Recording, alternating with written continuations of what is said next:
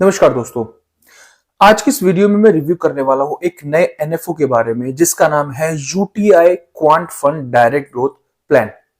देखिए दोस्तों, अगर आप लोग भी इस फंड के अंदर निवेश करने की सोच रहे हैं, इस एनएफओ के अंदर निवेश करने की सोच रहे हैं, तो इस वीडियो को एंड तक जरूर देखना, क्योंकि इस वीडियो में मैं आपको बताने वाला हूं कि आखिरकार ये क्वांट फंड है क्या, किस तरह से ये काम करने वाला है। और अगर आप लोग इस फंड के अंदर निवेश करने की सोच रहे हैं तो आने वाले टाइम में ये कितना परसेंट आपको रिटर्न बना करके दे सकता है और कौन कौन सी कंपनीज इसमें शामिल हो सकती हैं, तो सब चीजें इन डिटेल में डिस्कशन करेंगे। तो अगर आप लोग भी पहली बार इस चैनल पर आए, पहली बार इस वीडियो को देख रहे हैं, तो प्लीज चैनल को सब्सक्राइब जरूर करना, वीडियो को लाइक जरूर करना।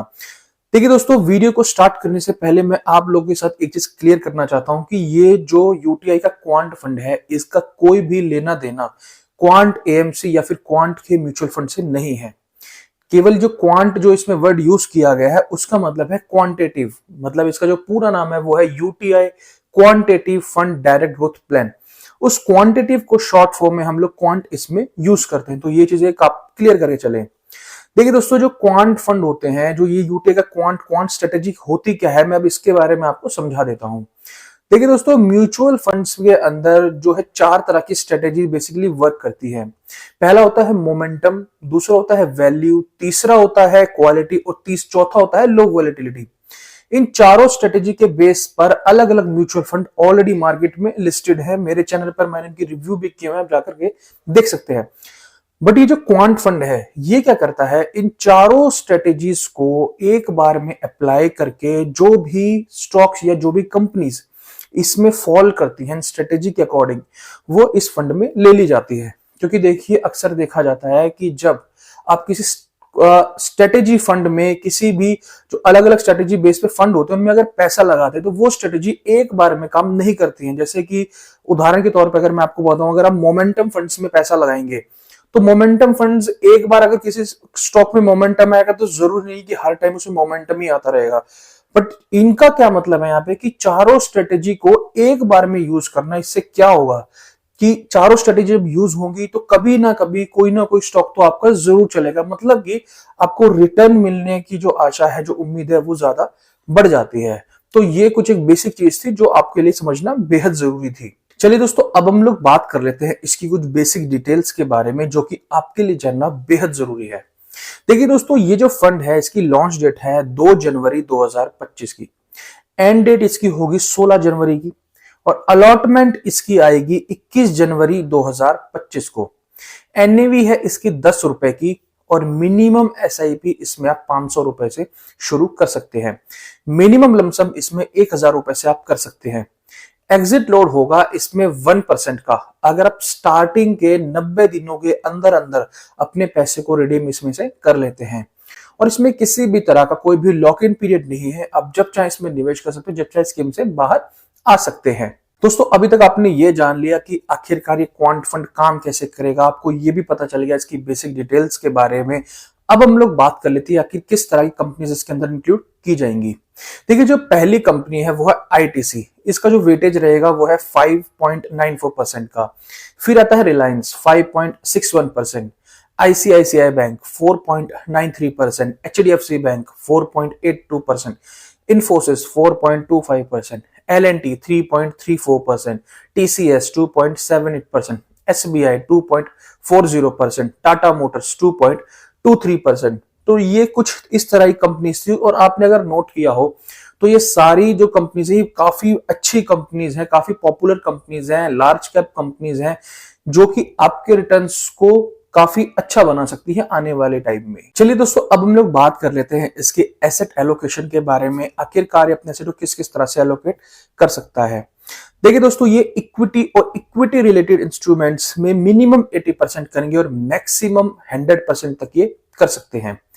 Equity and equity related other than based on quantitative theme, उसमें ये करेंगे कम से कम 20%। Debt and debt market schemes के अंदर ये मैक्सिमम 20% तक ये कर सकते हैं। यूनिट इशूड बाय आरईआईटी, इसमें ये मैक्सिमम 10% तक ही कर सकते हैं। अगर आप बहुत ही सिंपल वे में आप इसको समझ सके तो आप ये समझिए कि इक्विटी मतलब ये जो स्टॉक्स और कंपनीज होती हैं उसी के अंदर ये मोस्टली अपना पैसा लगाने वाले हैं। चलिए दोस्तों, अब हम फाइनली बात कर लेते हैं कि किस तरह के निवेशकों को इसके अंदर निवेश करना चाहिए, किस तरह के निवेशक इसे अवॉइड कर सकते हैं। देखिए दोस्तों, ये जो यूटीआई का क्वांट फंड है, इससे पहले एक सेम थीम पर एक फंड लॉन्च हुआ था एसबीआई की तरफ से, जिसका नाम था एसबीआई क्वांट फंड। देखिए, अभी जब वो म्यूचुअल फंड लिस्ट हुआ है तो वो नेगेटिव में 1% लिस्ट हुआ है, मतलब 1% माइनस में लिस्ट हुआ है, और ये होना ही था।